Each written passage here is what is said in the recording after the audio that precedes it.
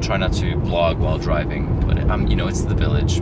Freaking bicyclists. Bicycle rights! Bicycle right! Bicycle rights! Bicycle right! Bicycle! On a bike! On a bike! I'm on a bike. You're gonna turn? You gotta tell me!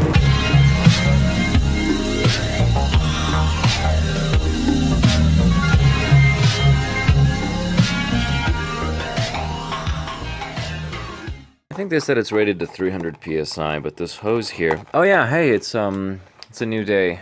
It's like 3 in the afternoon. I had to sleep in. Catch up on some sleep here. This hose slips into here. The way it works, these two thread together, and this is going to slip inside of the hose here. It's just a cut braided steel rubber hose. Something about 300 PSI. Basically, I get that in and I tap it all the way around until it kind of reaches the edge of that. And then you start just cranking on it until it kind of goes in and it flares itself out. And that's a really tight seal in there too. We'll get one of these for our turbo. That's going to connect here at the bottom of the hose. And then at the bottom end there, we have one of these weld-on connectors. This is going to be welded onto the pipe that goes into the block. It is a mess because that's what happens when you work in a hurry. But you still want to make sure everything's done right. So, yeah, it's a new day, and let's not kill ourselves over this. We got to just do it right. It looks pretty cool. I like that braided look a lot. But we're having some issues with the wastegate clearance, and we're going to just space this out a bit so that this can sit flat, because it's currently touching right there. But it's good that it's not interfering with the arm altogether. But it's coming together slowly but surely. I also spent an hour on this trying to find the fittings for the oil pressure sending unit that would basically allow us to have that alongside our sensor here. And of course with the alternator there, it's very tight on clearance. So you can either, you know, I tried having it over here like this. That didn't seem to work. Down here didn't work.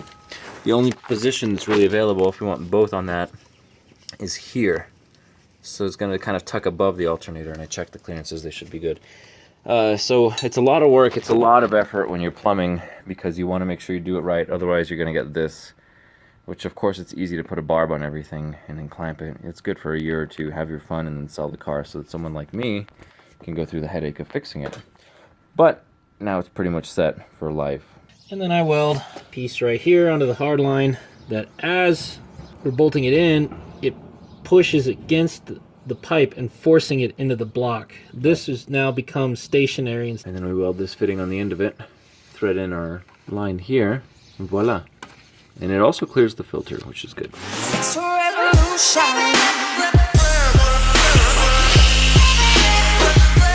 It's a revolution. First time I get to see Soren in his own shop. Now that you're stuck it to the man, how do you feel? Pretty good. At the same time, pretty broke. Story of my life, man. I'm always happier when I'm not working for someone else and therefore making less money. Life's not about money, it's about experiences. Like romping on the car tomorrow afternoon, hopefully. Hopefully. Fingers crossed. Don't go.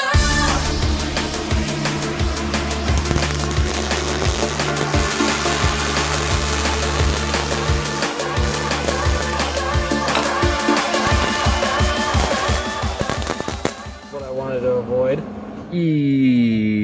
Holset. It's so big.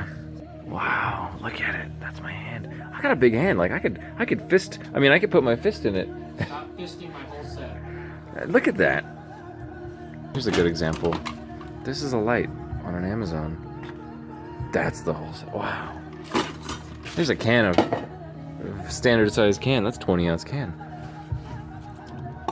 Holset. This is a pipe wrench. Look at that. Wow. Well, there's an anvil, and this was a Holset. To give you a comparison.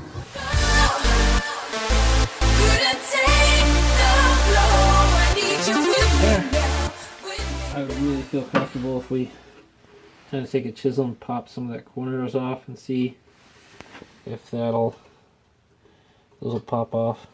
Good luck, man. Thanks. I don't want you to get into trouble. Good night.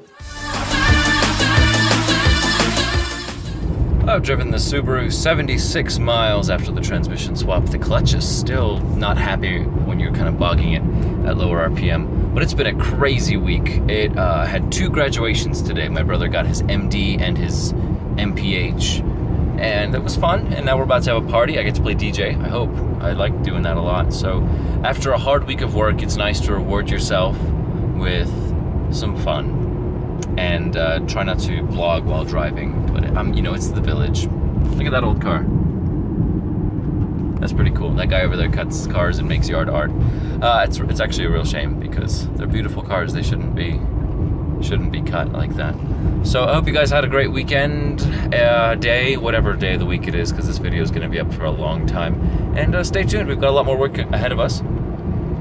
Cheers. Move it! All Foods is corporate! I hope I get a sunburn. Hold up! I'm stopping. I'm stopped. That means I'm stopped! It's another new day, and I'm back here in the garage in my usual spot with my usual set of hair and my usual pair of gloves. When you get home, you ain't gotta worry about me. I'll be in my normal place, and you know where that be. Up in my studio. And we are working on getting this engine finally put back in. Whew, day after day, I tell you what. Yesterday was fun. We only had the party, so we couldn't actually work on the car. But I'm surrounded by red blocks. Look, there's the old B230. This is the B230ft. Over here, we've got a B18, B20, B20. That makes a total of 5.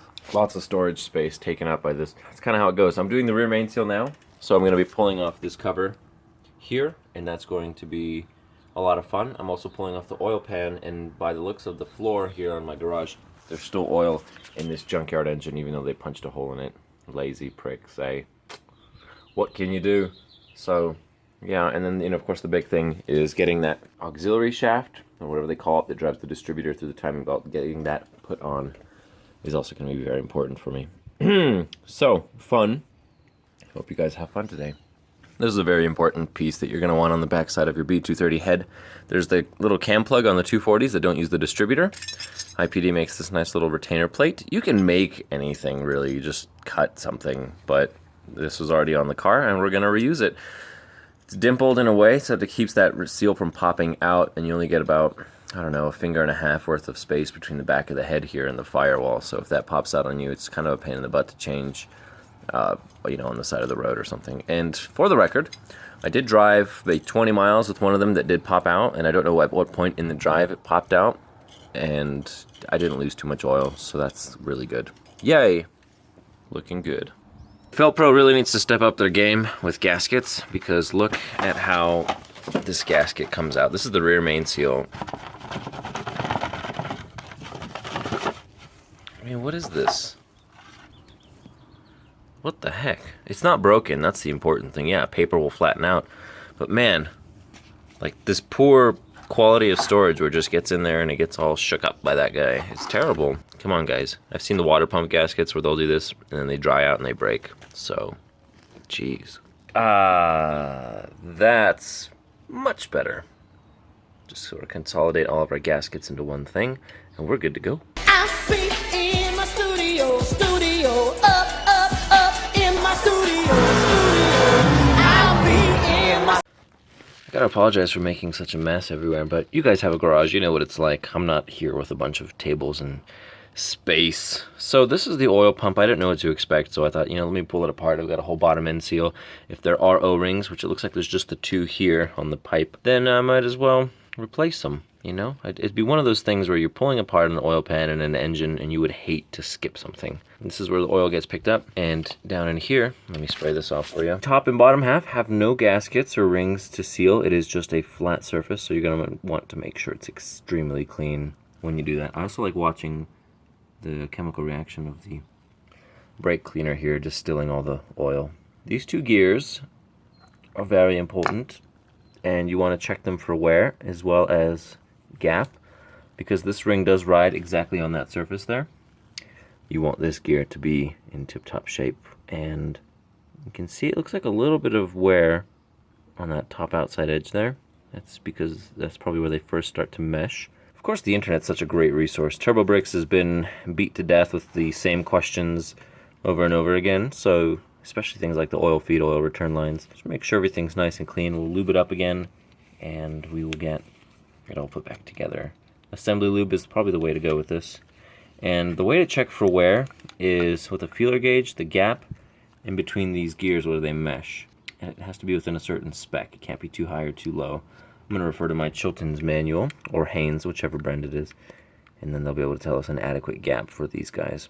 And then of course this is run on that same gear that runs the distributor. So here's the front gear that drives the distributor. Here's the back gear that's going to drive the oil pump. Don't freak out. I don't know what that means, but if you're freaking out, don't. So yeah, like I said, I have no idea what to expect when I was pulling this all apart. Pleasantly surprised, actually, to find that it's pretty simple and it's not worn out so much that I'm going to be concerned about it. I'll check my gap on it and put it all back together. A couple of hours later, I got the timing belt on, made sure all the marks are accurate. The oil pan is on, the oil pump is resealed, the rear main seal, front main seal, intermediate shaft, all that. Gotta get the distributor in next. Also, as the old engine's here, I'm looking at this clutch and it is just worn out. Got a fancy little 8-puck thing on one side and standard looking clutch on the other side. That's cool. It's by Sachs, made in Germany. Well, I can't use it if it's all worn out, and I'm not gonna wait around any longer because we have stuff to do, and I gotta get back to my other work on those Amazons. Flywheel looks okay. It's a little hot in the middle there, but doesn't seem to have any discernible scratches or cutouts into it. It just so happens I actually have an extra flywheel and clutch set. How cool is that? So this was one that I got many years ago. It's from an 83 240. Sachs as well. The part number is just a little bit different. Not a fancy 8-puck thing, but it's like new. I'm not using that flywheel. Of course, you can see this flywheel is a little different and a little bit smaller too. These are all running LH 2.2, so we don't need to worry about the counting the teeth and all that goodness. Tons of dust caked up in there from the clutch burning up, either from years of abuse and slipping or being old. Probably a combination of both at this point. Time to put in the clutch, torque everything down, and hit the road. Hey, Soren picked up a 140. So the owner of this sold us that B230, and he's a really nice guy. He's got that other turbo 140. So this was the one that was the project car. Didn't have room or time for it, so the story with this is it was getting a front end swap, not because it was damaged, but because he wanted rack and pinion steering with a 240 front end, which opens up a lot of possibilities. So he pulled all the pop rivets very carefully, which is really not pop rivets, but welds. They look like rivets to me because of the little shape they make. Pulled the 240 parts as well, and had it all ready to go. It just needed the welding for that whole front end. It's a cool conversion, so it's pretty well balanced to pick up the front. Yeah. If it was a wagon, we just turn this into a trailer. Right. Oh, that's cool. We put two furniture dollies right here in the front. Yeah. And then him and the surviving two. Yeah, the surviving two. And then we just pushed it on. Kind of felt bad. I asked him if he could air out the tires, and this one I actually held air for a little bit. Yeah. He was airing up that one, and then it just exploded. How bad? He was standing next to it.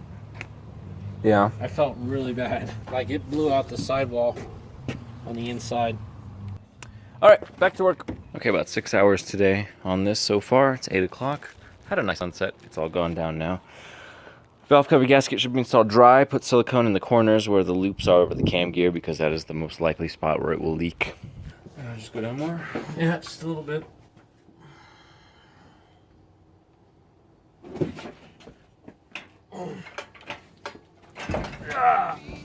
Oh, that's a controlled descent.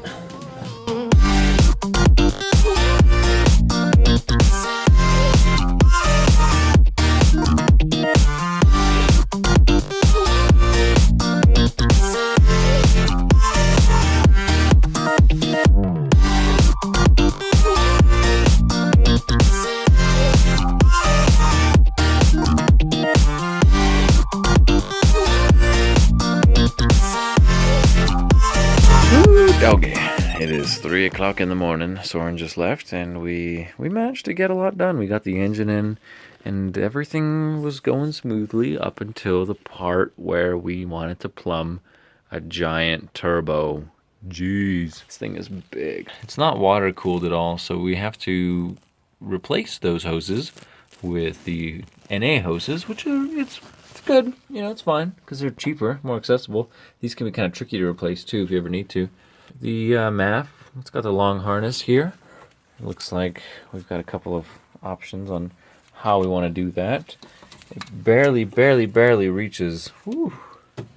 And if you go around with it, it just kind of hits the other side there, and it's a dead end. So, of course, the MAF extension was a nice thing that somebody did there, and a lot of work had to be redone on this engine to get it to go right.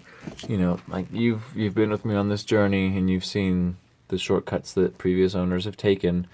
I'm calling you out. Sad. I'm sad that you had to do the things you did, but I get it. You know, I was young once too. I'm still young. What am I talking about? Yeah, so tomorrow morning, it's going to be a day with the family because it's Sunday. But I need to go and run an errand, get some hoses. Hold for yawn. Okay, got to get some intercooler piping because these are big pipes and we couldn't really get everything to fit well and stretch out. Essentially, the blow-off valve would either go like that. This needs to go in, but then that gets real close to those hoses there. So we need something that will sort of utilize this space and just make a slight turn. HKS knockoff should sound pretty good, and hopefully we don't have to go to the Vato Zone and get more cheap plastic crap like this to do anything. And of course we will be using this will be here. We don't need a washer bottle. That's totally overrated. You know, you could just get like a beer can and plumb the little bottle down here into it. Well, of course, wiring. I'm always nervous that I'm forgetting something, and there's like 3 connectors that are mysterious, making this a very long closure to a very long day. So with that, adieu, good night. I'm so tired of this irregular sleep schedule. I was hoping to be done with this today. Ugh. Anybody else want to negotiate? It's 5 a.m. I stayed up all night again, and then some.